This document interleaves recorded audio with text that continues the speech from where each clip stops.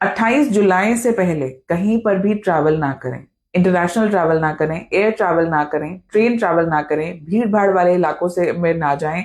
In fact अपने घर से बाहर ही मत निकलिए। क्यों? क्योंकि ऐसी रील्स जो है वो हमें रोजाना नजर आ रही हैं जो हमें बिल्कुल आगाह कर रही हैं कि अगर आपने अपने घर से बाहर कदम रखा तो फिर नुकसान ही होगा। कहीं ना कहीं ये चीजें जो है वो हमें अफेक्ट करेंगी, एक्सीडेंट्स हो जाएंगे, आग लग जाएगी, etcetera etcetera. All this is real astrology, REEL। तो अगर आप उसमें पार्टिसिपेट करना चाहते हैं then good for you, because आप जो है वो अपने अंदर सिर्फ और सिर्फ डर को बढ़ावा दे रहे हैं।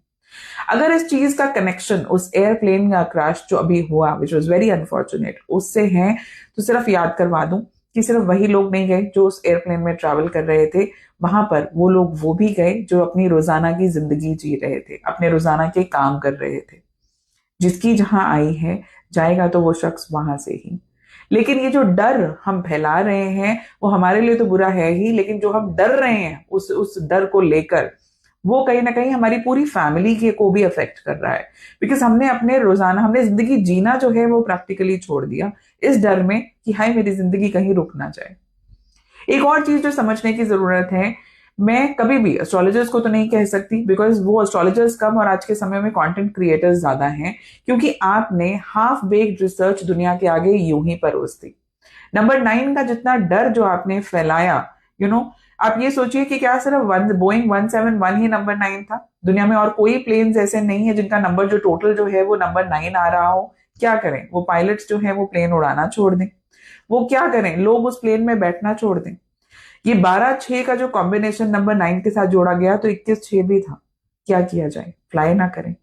प्रैक्टिकली हम जो है वो डर में अपने आप को इतना ज्यादा डुबोते जा रहे हैं that we stop living our life.